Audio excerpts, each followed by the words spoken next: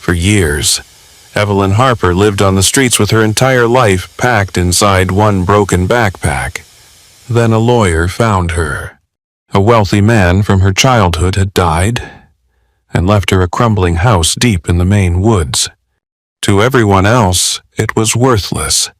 But to Evelyn, it had something she hadn't had in 15 years. A door she could lock.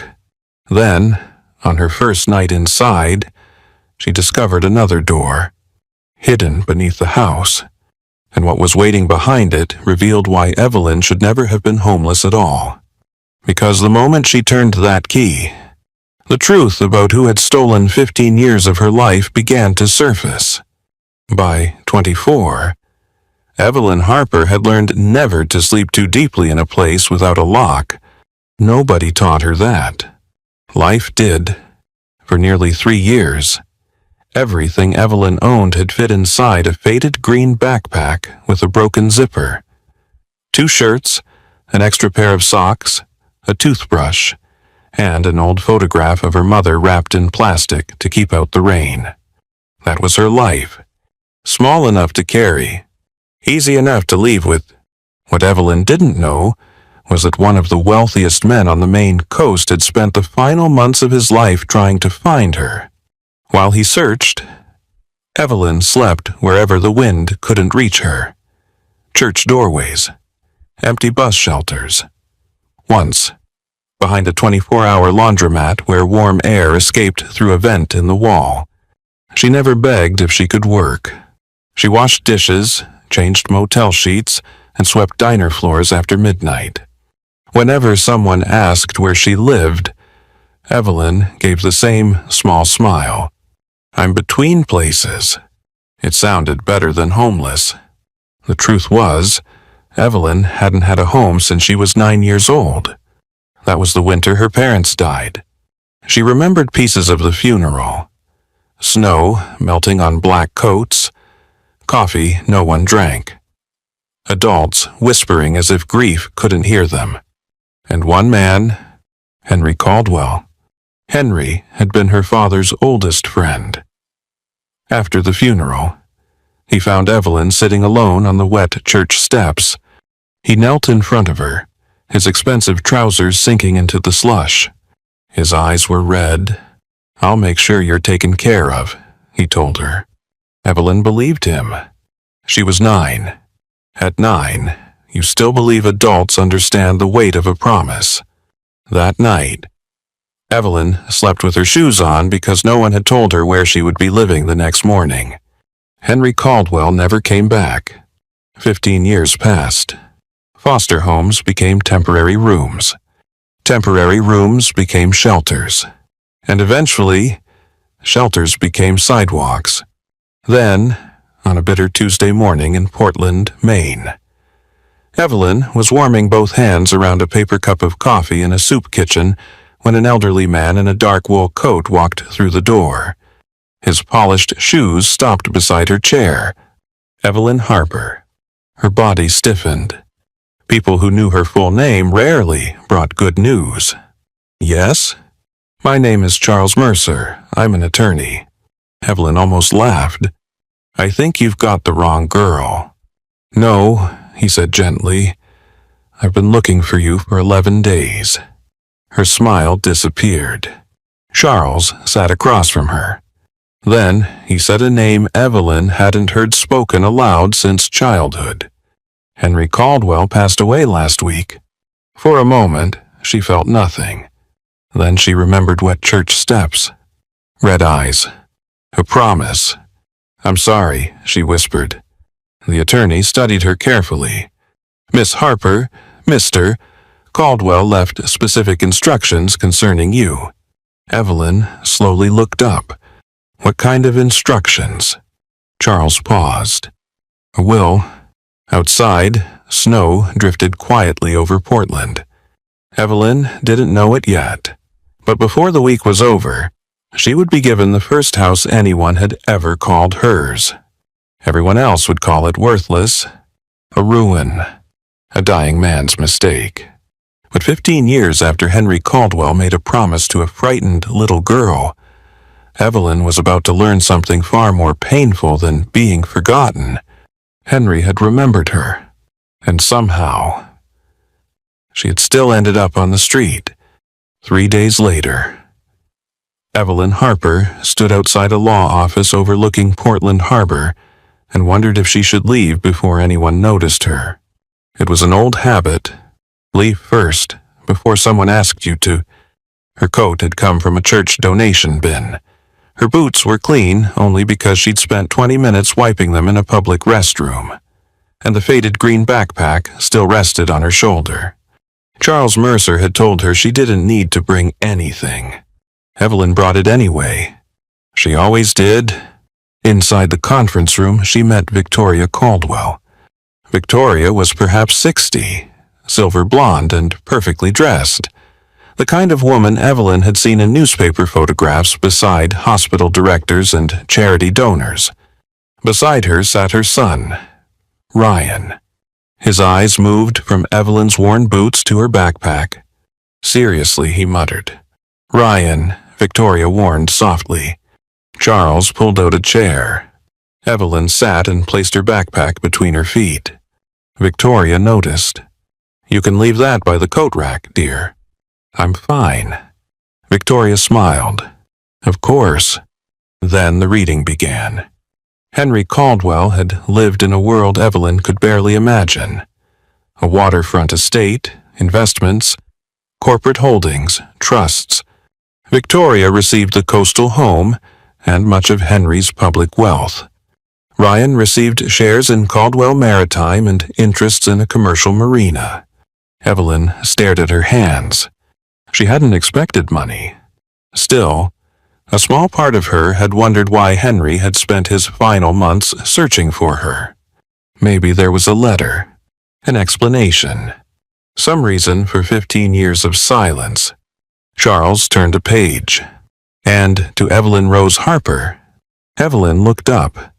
I leave the property known as 42 Black Pine Road, outside Ashford, Maine, including the residence and approximately 18 acres of surrounding land.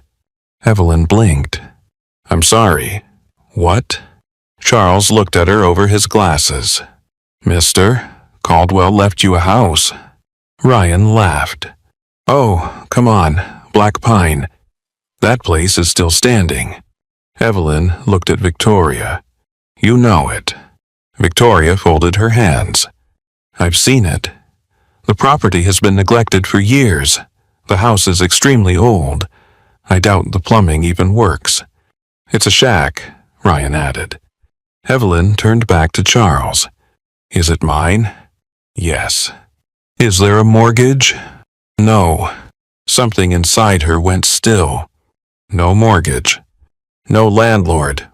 No shelter curfew. No one telling her at 7 in the morning to gather her belongings and leave. Evelyn looked down at the backpack between her boots. The house has a door. Ryan frowned. What? Does it lock? Nobody answered at first. Charles finally nodded. Yes? Evelyn swallowed. Then it's more than I had yesterday. The room fell silent. Victoria leaned forward. Evelyn. Henry could be sentimental, especially toward the end. You shouldn't confuse an emotional decision with a practical one. She offered to have the property evaluated, even purchase it herself. Save you the burden, she said. Why would you want a deteriorating house? Evelyn asked. For half a second, Victoria's smile changed. Most people would have missed it. Evelyn didn't. Living on the street taught you to notice small things. A glance toward your backpack. A hand moving toward a security phone. The moment kindness became inconvenience. Land can always be useful, Victoria replied. Charles cleared his throat. There's one additional item. He removed a thick red envelope. Evelyn was written across the front in uneven handwriting. Her heart tightened. Mr. Caldwell instructed me to give this to you only if you attended in person. Victoria's expression became still. Charles placed a small brass key beside the envelope. Evelyn picked it up. Old, heavy, worn smooth. This isn't the house key. No, Charles said. He slid a second, ordinary silver key across the table. Evelyn stared at both. One opened the house. The other opened something no one had explained. Victoria stood. At the door, she paused beside Evelyn. I truly am sorry for what you've been through, she said softly. Take some advice from an older woman. Sell the property. Take whatever money you can get. Her eyes dropped briefly to Evelyn's backpack. You've spent your life carrying too much already. Then she left with Ryan. Evelyn waited until the door closed. Mr. Mercer. Yes? Did Henry ever tell you why he left me the house? Charles removed his glasses. He said one thing. Evelyn waited. He said, Victoria notices what things cost, and Evelyn notices what they mean. Her throat tightened. A few minutes later, Evelyn sat alone and opened the red envelope. Inside was a single card. 3 lines. You survived because you learned to see what others ignore. Do not trust what appears worthless. Go home, Evelyn. She read the final words again. Go home. Her vision blurred. The tears came quietly, the way she'd learned to cry in shelters where other people were sleeping. No one had told Evelyn Harper to go home in 15 years, because until that moment, there had been nowhere for her to go. That afternoon, she boarded a northbound bus with her faded green backpack against her chest. In one pocket was the key to a broken house. In the other was a brass key to something unknown. And 3 rows behind her, a man in a dark jacket quietly raised his phone. He took a photograph of Evelyn, then sent it to someone with 4 words. She's on her way. By the time Evelyn reached Ashford, daylight was already disappearing behind the trees. The bus driver left her beside a closed gas station and pointed north. Black Pine Road is about 4 miles that way. Evelyn looked at the snow beginning to fall. 4 miles. He glanced at her backpack.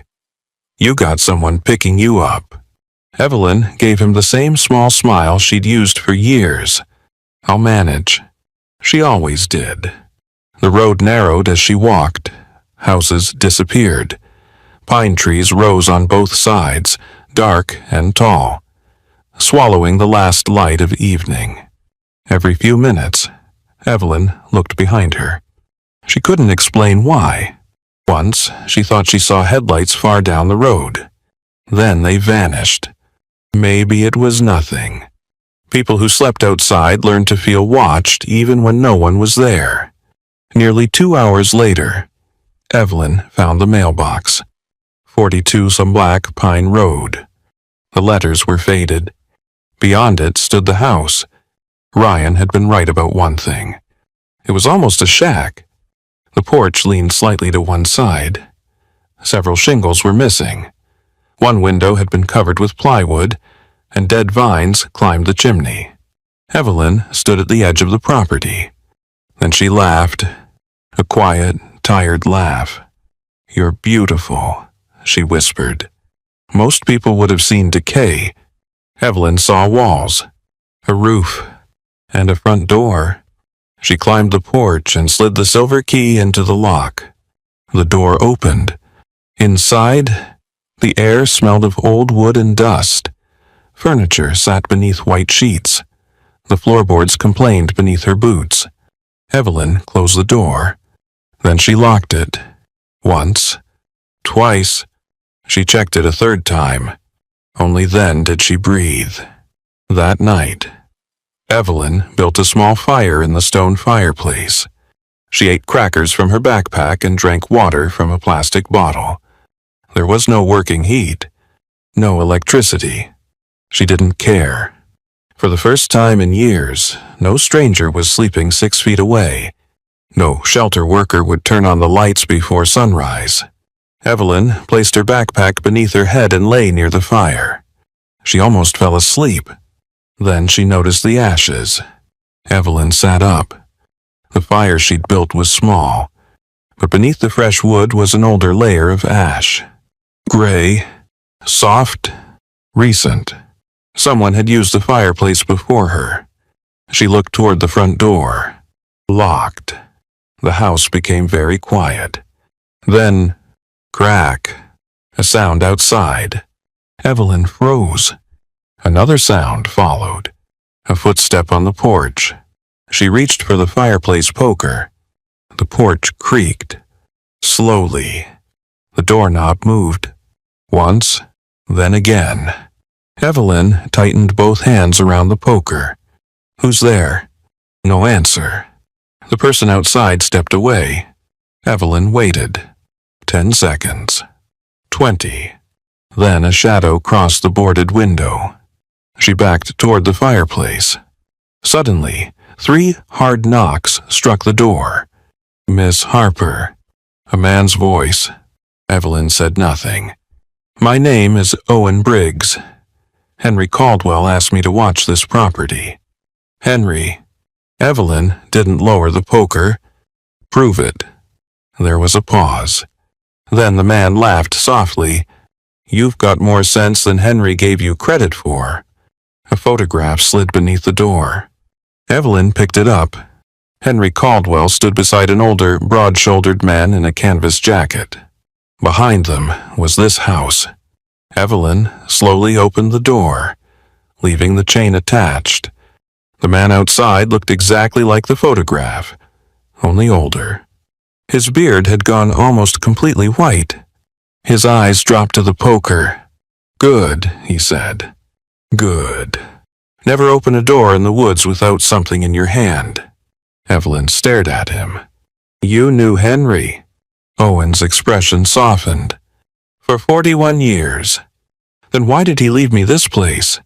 Owen looked past her, toward the fireplace, because he hoped you'd notice. "Notice what?" Owen stepped inside after Evelyn removed the chain. He walked to the hearth and crouched. For several seconds he said nothing.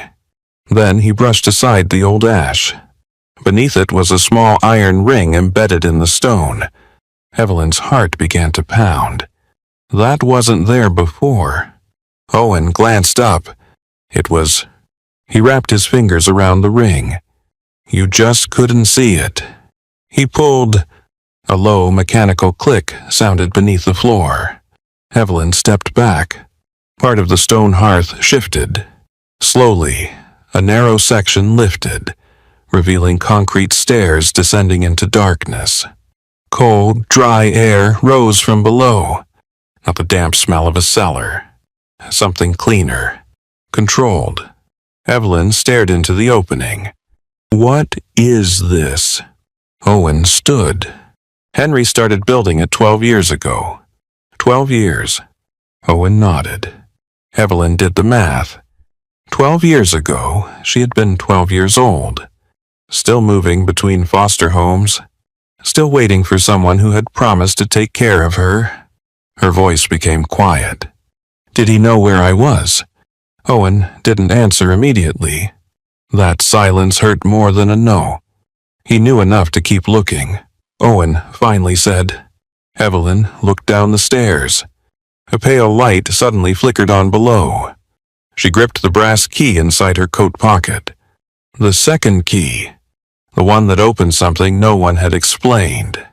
What's down there? Owen's face changed. Not fear. Sadness. The reason Henry spent the last months of his life trying to find you. Evelyn swallowed. Then she took the first step. The stairs led beneath the house. At the bottom stood a steel door. No handle, only an old brass lock. Evelyn slowly removed the key from her pocket. It fit perfectly. Her hand trembled as she turned it. The lock clicked. Behind her, Owen whispered, "Whatever you find in there, Evelyn, remember one thing." She looked back. Henry was ashamed. Evelyn's chest tightened. Of what? Owen lowered his eyes. Of how long it took him to discover what they'd done to you. Evelyn turned toward the steel door. Then she pushed it open. And on the other side, waiting beneath a house everyone called worthless, was the truth about why a 9-year-old orphan with a trust fund had grown up with nothing. The room behind the steel door wasn't filled with gold. There were no stacks of cash, no diamonds, nothing that looked like the kind of treasure people told stories about. Evelyn almost felt relieved. Instead, there were shelves, dozens of them. Gray filing cabinets lined one wall. Cardboard archive boxes were stacked neatly against another. A desk stood beneath a row of fluorescent lights, and on it sat an old laptop beside a leather-bound journal. Everything was clean, dry, protected. Evelyn stepped inside. "What is this?" Owen remained near the door. Henry called it his second office. Evelyn looked around. Under a broken house, Owen gave a tired smile. He said people rarely search places they've already decided are worthless. The words stayed with her. Evelyn approached the desk. The journal had a name pressed into the leather. Henry Caldwell. She opened it. The first page contained only one sentence. "If Evelyn is reading this, then I finally found a way to bring her home."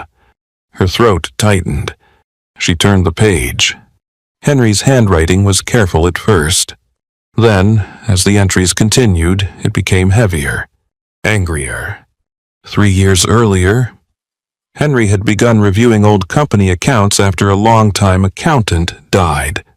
He found payments he didn't recognize, transfers routed through consulting firms, money disappearing into trusts and shell companies.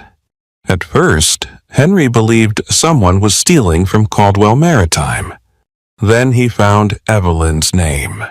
She stopped reading. "My name is in here." Owen said nothing. Evelyn continued.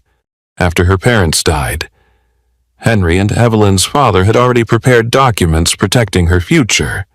A trust had been funded, enough for housing, education, medical care, and when Evelyn turned 21, enough money to give her a modest but secure beginning.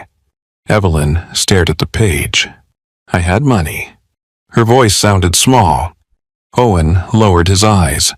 "Yes? How much?" "Enough that you should never have slept outside." The room became silent. Evelyn thought of the laundromat vent, the church steps, a January night when she'd stayed awake until sunrise because the temperature had dropped below 0 and she was afraid that if she fell asleep, she wouldn't wake up. Her hand tightened around the journal. Where did it go? Keep reading. She didn't want to, but she did. The first unauthorized transfers began when Evelyn was 11. Small amounts, then larger ones. Documents had been amended. Addresses changed. Letters returned. Reports marked Evelyn as receiving long-term residential support. On paper, she had a home. On paper, her education was funded. On paper, Evelyn Harper was safe. She turned another page. A name had been circled twice. Victoria Caldwell. Evelyn stopped breathing. "No?" Owen moved closer but didn't touch her. Henry discovered accounts connected to Victoria's foundation. Money from your trust passed through them. The shelter? What? Evelyn looked at him. "I slept in a shelter her foundation donated to." Owen closed his eyes. For some reason, that hurt Evelyn more than the numbers. Victoria had stood beneath bright lights and handed oversized checks to cameras. And somewhere, Evelyn had been sleeping in a bunk bed, paid for, partly by people applauding the woman connected to the disappearance of her future. Evelyn laughed. One broken sound. Then she covered her mouth. "I thought I failed." Owen looked at her. "For years," Evelyn whispered, "I thought there was something wrong with me. Foster homes that didn't last. Jobs she couldn't keep because she had nowhere to shower. Applications asking for an address she didn't have. She had blamed herself for every closed door, every night outside, every time someone looked at her as though she'd chosen to become invisible. I thought my parents left me nothing. Owen's voice was gentle. They didn't. That was when Evelyn began to cry. Not loudly. Evelyn had never learned to cry loudly. She sank into the chair and pressed both hands against her face. My mother worried about everything. She whispered. She used to check the stove 3 times before bed. Owen waited. She wouldn't have left me with nothing. No, he said, she didn't. For 15 years, Evelyn had carried one private wound deeper than homelessness. The belief that no one had prepared for her. No one had thought far enough ahead to protect her. But her parents had. Henry had. Something had simply happened between their love and the life Evelyn actually lived. She opened the journal again. Near the final pages, Henry's handwriting had begun to shake. I promised a frightened child I would take care of her. Then I trusted paperwork more than I trusted my own eyes. Evelyn wiped her face. The next line was darker. There is no excuse for 15 years. Beside the journal sat the laptop. Evelyn opened it. The screen came alive. Only one video file appeared. Evelyn. She clicked it. Henry Caldwell appeared on the screen. Older, thinner. A blanket covered his legs. For several seconds, he simply looked into the camera. Then he spoke. Evelyn. His voice broke on her name. Evelyn covered her mouth. I made you a promise when you were 9 years old. Henry looked down, and I failed to keep it. Evelyn's tears returned. I could tell you I was busy. I could tell you I trusted the wrong people. Both would be true. He raised his eyes, but neither would make what happened to you acceptable. Evelyn leaned closer to the screen. I cannot give you back 15 years, Henry said. I cannot give you warm nights when you were cold. I cannot sit beside the little girl who slept with her shoes on because she didn't know where morning would take her. Evelyn froze. He knew. Henry's eyes filled with tears. But if you're watching this, Evelyn, I need you to understand something. His voice became softer. You were never forgotten. Evelyn closed her eyes.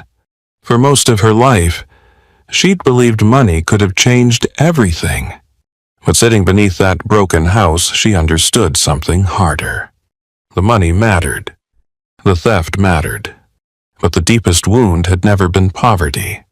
It was believing she had been left behind. And now Evelyn knew the truth. Someone had remembered her. Someone had failed her. And those were not the same thing. When she opened her eyes, Henry was still on the screen. There is more you need to know, he said. Victoria knows I discovered the accounts. Evelyn went still. And if she learns you've opened this room... Henry paused. She's going to come for the house. Victoria came for the house 2 days later. Not with police. Not with lawyers. With coffee. Evelyn saw the black SUV through the front window just after 9 in the morning. Her first instinct was to grab her backpack. She actually reached for it.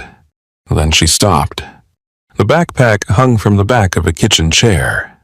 For years, Evelyn had learned that, when trouble arrived, you left before it could corner you. But Henry's journal was beneath her feet. The hidden room was locked, and this house was hers. Evelyn opened the front door. Victoria stood on the porch holding 2 paper cups. Ryan waited behind her.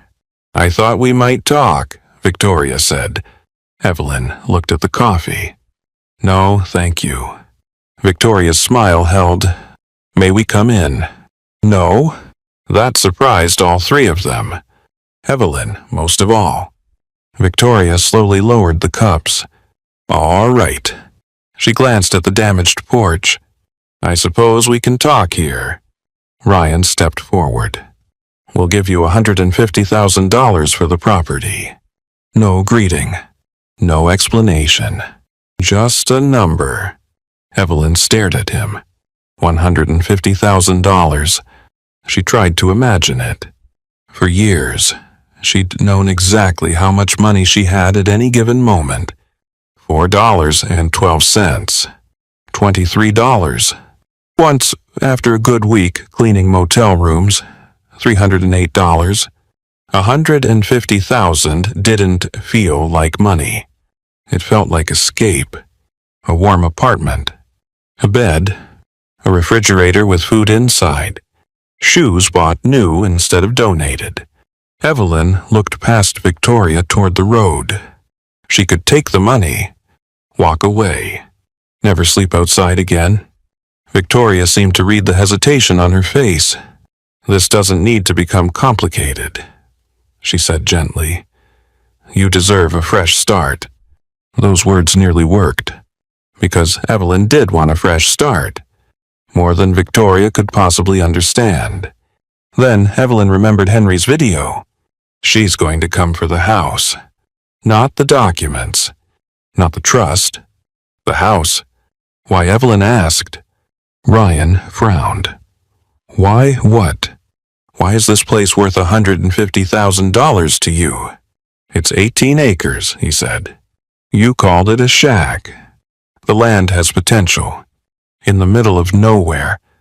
Ryan's jaw tightened.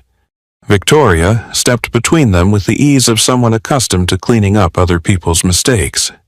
Evelyn, my son can be impatient. I noticed. Victoria's smile disappeared for half a second, then returned. I knew your parents. Evelyn went still. It was a simple sentence, but Victoria knew exactly where to place it. Your mother was a lovely woman. She continued, and your father was deeply loyal to Henry. You knew them. Of course. Then you knew about me. Silence. Ryan looked at his mother. Victoria's expression remained calm. I knew they had a daughter. Evelyn felt something cold settle inside her. Not anger. Not yet. Something clearer. You donated money to the Portland shelters.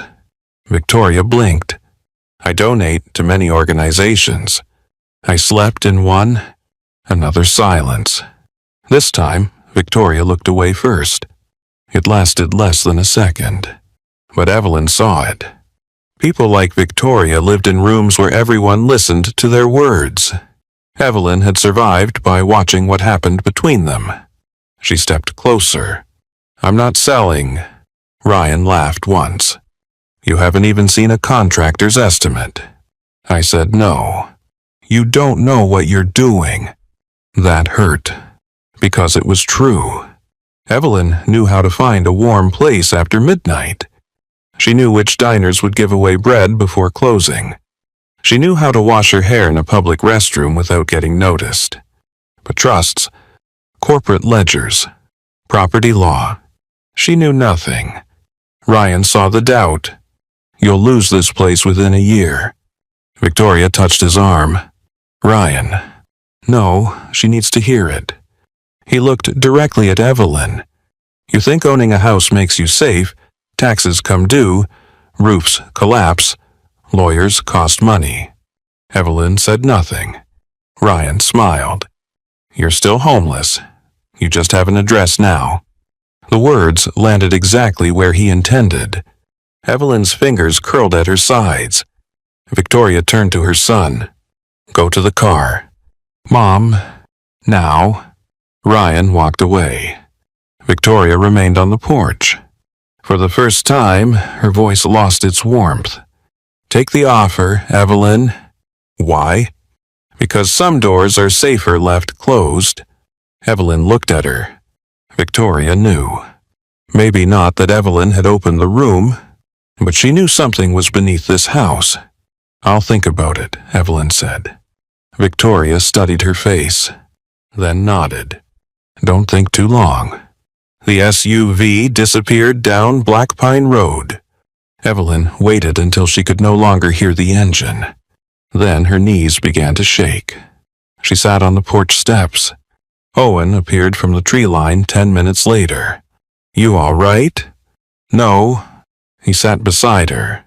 Evelyn stared at the road. "Ryan's right." Owen said nothing. "I don't know how to do this." "Do what?" She laughed bitterly. "Any of it." She pointed toward the house. "I don't know how trusts work. I don't understand corporate accounts. Yesterday, I spent 20 minutes reading one page because I didn't know half the words." Owen nodded. "Sounds about right." Evelyn looked at him. "That's not helpful." "No," he said, "but it's honest." He leaned back against the porch post. Henry didn't know how to build a shipping company when he started one. He had money. "No, I had a borrowed truck and your father's phone number." Evelyn became quiet. Owen reached into his jacket and handed her a business card. "Grace Harlow, attorney at law." "Who is she?" "Someone Henry trusted before he stopped trusting many people." Evelyn stared at the card. "She'll believe me." Owen shook his head. "No." Evelyn's face fell. "She'll believe the evidence," he said. "That's better." The next morning, Evelyn called. Grace Harlow agreed to meet her in Bangor. She was 68 years old, silver-haired, sharp-eyed, and had the unnerving habit of remaining silent until other people said more than they intended. For 2 hours, Grace reviewed Henry's documents. Evelyn waited. Finally, Grace removed her glasses.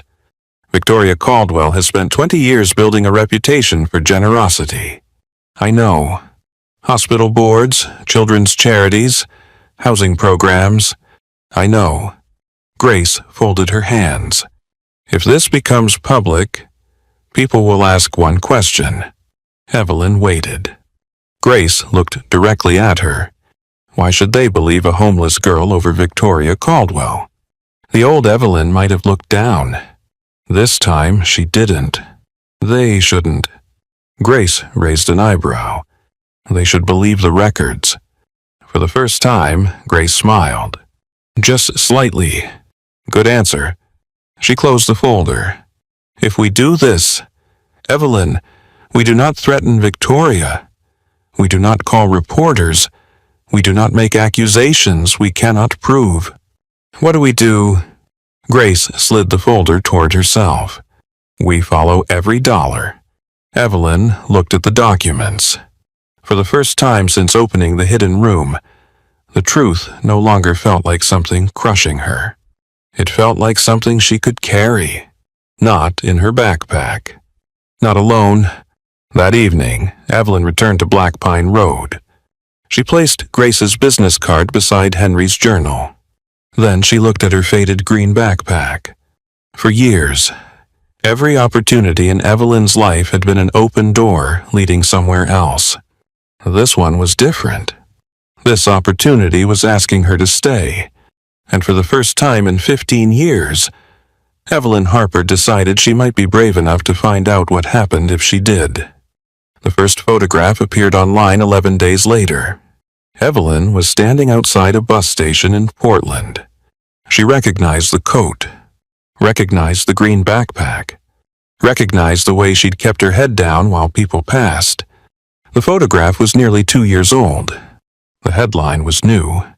"Homeless Woman Claims Connection to Caldwell Fortune." Evelyn read it twice. Then she turned off the phone. By afternoon, there were 3 more stories. By evening, 7. Some called her a mystery woman. Others called her an opportunist. One television commentator asked why a respected businessman would leave property to a transient with no known career. Evelyn didn't know which word hurt more, transient or known. Grace called just after dark. "Don't read the comments."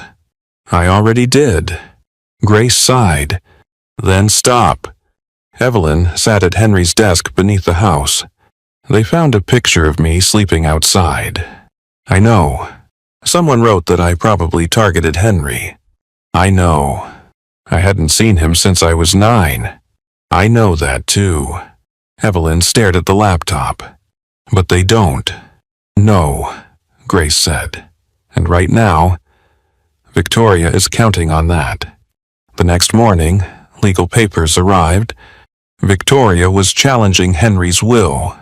Diminished capacity. Undue influence. Possible exploitation. Evelyn almost laughed. She had spent 15 years believing Henry had forgotten her. Now, strangers believed she'd somehow manipulated him. Grace began filing motions. Account reviews were requested. Old trust records were subpoenaed. Every day brought more questions. And Evelyn tried to keep up. She read until her eyes burned.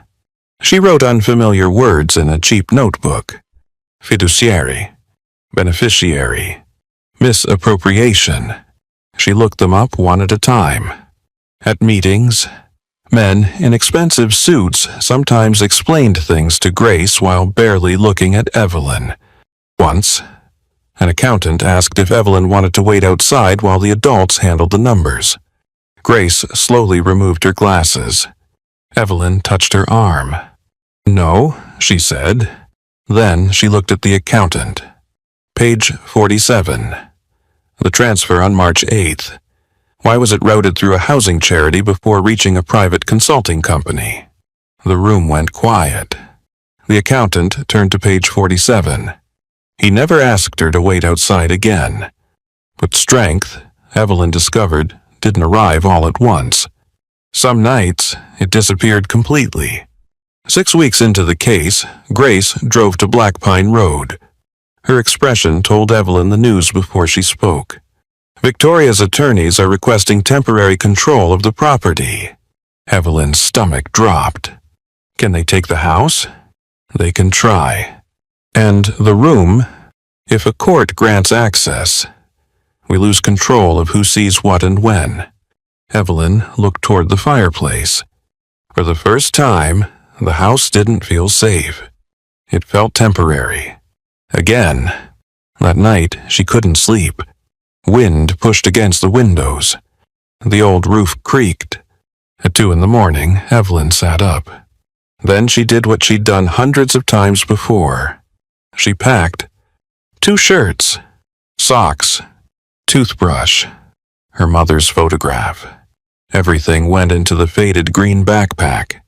It took less than 3 minutes. 15 years of practice made leaving easy. Evelyn pulled on her coat, put the backpack over one shoulder, and stood at the front door. Her hand touched the lock. Ryan's voice returned. "You're still homeless. You just have an address now." Maybe he was right. Maybe people like Evelyn didn't keep houses. Maybe safety was something other people inherited. She closed her eyes. Then, for reasons she couldn't explain, Evelyn went downstairs. Still wearing the backpack, she entered Henry's hidden office and sat at the desk. "I tried," she whispered. There was no one there to answer. Evelyn placed her hand on Henry's journal. It slipped from the desk. The book struck the floor and opened near the back cover. Evelyn bent to pick it up, then stopped. There was handwriting inside the leather cover. One sentence. She had never noticed it. "A home is not where no one can remove you." Below it, Henry had written another line. "A home is where you finally decide to stay." Evelyn stared at the words. Once, twice, then again. Her hand slowly moved to the strap on her shoulder. She thought about 9-year-old Evelyn sleeping in her shoes. The girl who waited for morning because she didn't know where it would send her. She thought about every foster home she'd left quietly, every shelter, every doorway, every time she'd disappeared before anyone could tell her she wasn't wanted. And suddenly Evelyn understood. Victoria didn't need to win in court tonight. She only needed Evelyn to run. Evelyn stood. She removed the backpack. For a long moment, she held it against her chest.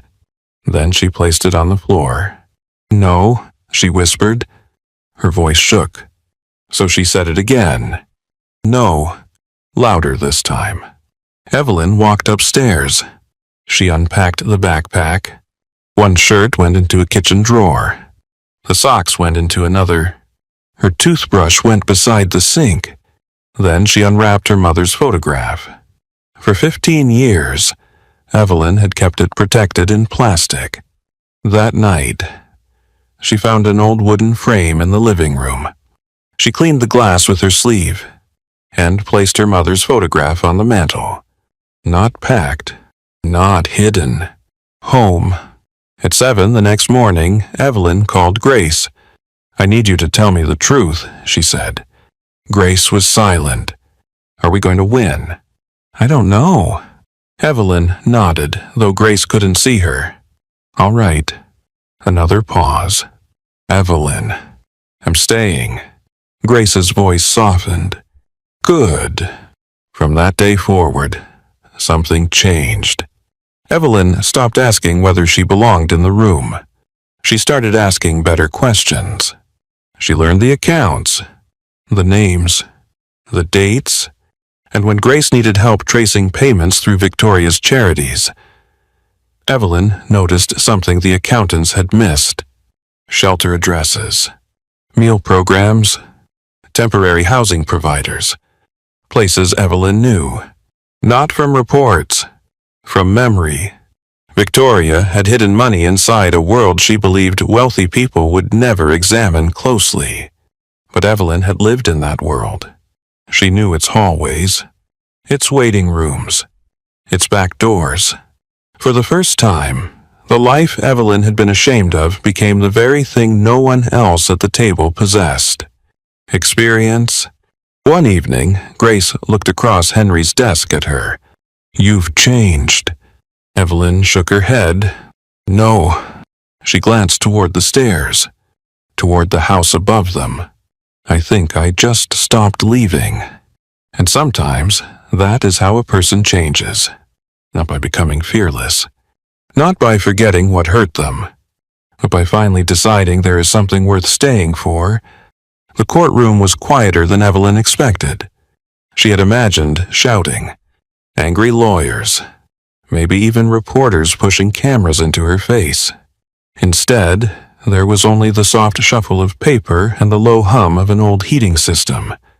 Victoria Caldwell sat across the room in a navy suit. Perfect hair, pearls, the same calm expression she'd worn at the will reading. If you didn't know the story, Evelyn thought, you might have trusted her. Ryan sat behind his mother. He looked tired, older somehow. Evelyn took her seat beside Grace. She wore a simple gray jacket Grace had helped her find at a second-hand store. Her faded green backpack was not with her. It was at home. The thought nearly made her smile. At home. The judge entered. Everyone stood. And the truth began. Grace didn't tell the court Evelyn was homeless. She didn't ask anyone to feel sorry for her. She presented dates, signatures, trust records, transfers. Money intended for Evelyn's housing had moved through charitable organizations connected to Victoria. From there, it passed into consulting companies. Then private accounts, one transaction after another. Quiet theft hidden beneath generous names. Victoria's attorneys fought every page. They called the transfers administrative errors, accounting confusion, decisions made by employees who were no longer alive to explain themselves. Then Grace called Ryan Caldwell. Ryan walked to the witness stand. He didn't look at Evelyn. For nearly an hour, he answered carefully. Yes. No. I don't recall. Then Grace placed one document in front of him. Mr. Caldwell, is this your signature? Ryan stared at it. Yes. And did you authorize this transfer? I signed what I was given. By whom? Ryan's eyes moved toward his mother. Victoria remained still. Grace waited. The whole courtroom waited. My mother? Victoria closed her eyes. only for a second. But Evelyn saw it. Ryan swallowed. She said the trust was inactive. Grace's voice remained calm. Did she tell you the beneficiary was dead? No. Did she tell you the beneficiary was Evelyn Harper? Ryan looked at Evelyn for the first time. Yes. The word fell softly. No thunder. No shouting? Just one word. But sometimes the truth doesn't need to raise its voice. The court upheld Henry's will. The disputed trust assets were ordered into protective control while a wider investigation continued. Victoria's financial dealings were referred to state and federal authorities. Outside, reporters waited on the courthouse steps. Miss Harper, do you feel vindicated? Evelyn stopped. A year earlier, she hadn't known what vindicated meant. Now she understood the word. She just wasn't sure it described what she felt. No, she said. The reporters leaned closer. I feel sad. Someone lowered a camera. Evelyn continued. My parents planned for me. Henry tried to protect me. And people who were supposed to do the right thing decided no one would notice if one little girl disappeared inside the paperwork. Her voice trembled. But she didn't stop. There are a lot of people the world doesn't notice. Then Evelyn walked away. She returned to Black Pine Road. A winter passed. Then spring. The house changed slowly. Evelyn didn't rebuild it into a mansion.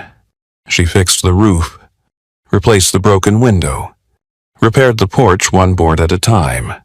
Owen taught her how to use a circular saw. Grace taught her never to sign anything she hadn't read twice. And Evelyn learned something about herself. She liked yellow kitchens. She liked curtains open in the morning. And she hated decorative pillows. Small things, ordinary things. Things you only learn when you stay somewhere long enough to have preferences. The recovered trust gave Evelyn more money than she'd ever imagined having. For several weeks, she did nothing with it. Then, one cold evening, she passed a bus station. A young man was sleeping against the wall. His backpack was wrapped around one arm. Evelyn kept driving. She made it 3 blocks. Then she turned around.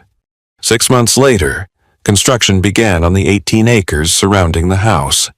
Not luxury homes, small cottages, 8 at first. Each had a bedroom, a bathroom, a tiny kitchen, and a front door with a lock. Grace helped establish the nonprofit. Owen helped supervise construction. Evelyn named the place Caldwell Harbor. Not because Henry had been perfect. He hadn't been. But because he had finally understood that regret meant very little unless it became action. The first residents arrived in November. Young adults leaving foster care. People who had aged out of programs with nowhere to go. Evelyn stood on the porch as a 19-year-old girl stepped from a county van. Her name was Lily. She carried a black backpack. She held both straps tightly. Evelyn recognized that grip. Hi, Evelyn said. Lily nodded. Your room's ready. How long can I stay? Evelyn's heart tightened. Not where is it? Not is there Wi-Fi? How long can I stay? Evelyn smiled gently. We'll figure that out together. Lily looked toward the nearest cottage. Does the bedroom door lock? For a moment, Evelyn was 24 again, sitting in a law office asking the same question about a broken house. Yes, she said. You'll have your own key. Lily looked down quickly, but not before Evelyn saw the tears. That evening, Evelyn returned to the old house. A fire burned in the stone hearth. Her mother's photograph rested on the mantel. Henry's journal sat on a shelf nearby. And upstairs, inside a bedroom closet, was a faded green backpack with a broken zipper. Empty. Evelyn stood in front of it for a long time. Once, that backpack had carried her whole life. Now it carried nothing. She closed the closet door. Outside, warm lights glowed from 8 small cottages among the main pines. 8 locked doors. 8 sets of keys. 8 people who knew where they would sleep in the morning. Evelyn stepped onto the porch. Snow had begun to fall. Soft, quiet, almost gentle. And for the first time in her life, Evelyn Harper wasn't wondering where she would go next. She was already home. For most of her life, Evelyn Harper believed survival meant being ready to leave. Keep your shoes close. Know where the exit is. Never own more than you can carry. Then Henry Caldwell left her a broken house. He couldn't return the childhood she'd lost or warm the nights she'd spent outside, but he gave Evelyn one last chance to do something with a promise he had failed to keep. Years later, on a snowy evening at Caldwell Harbor, Evelyn saw Lily standing outside one of the cottages with a frightened young girl. The girl held a backpack tightly against her chest. "How long can I stay?" she asked. Evelyn stopped walking. She knew that question. Lily smiled gently, long enough to stop being afraid of morning. Evelyn lowered her eyes as tears filled them, and in that moment she understood. Henry had left her a house. Evelyn had turned it into a home. And now someone else was carrying that kindness forward. That night, Evelyn opened her bedroom closet. Her faded green backpack still sat in the back. Once, her entire life had fit inside it. Now it was empty. Evelyn smiled and closed the door. Outside, warm lights glowed between the main pines. Behind those windows were people who knew where they would sleep tomorrow night. Maybe that's what a legacy really is. Knowing someone is a little less afraid because you were here. Evelyn inherited a crumbling house. But the greatest thing she found wasn't hidden beneath it. It was the chance to become the home she had spent her whole life searching for. If this story stayed with you, tell me in the comments. What does home mean to you? And if stories about second chances and quiet courage still matter to you, you're always welcome here. Until next time, be the reason someone is a little less afraid of tomorrow.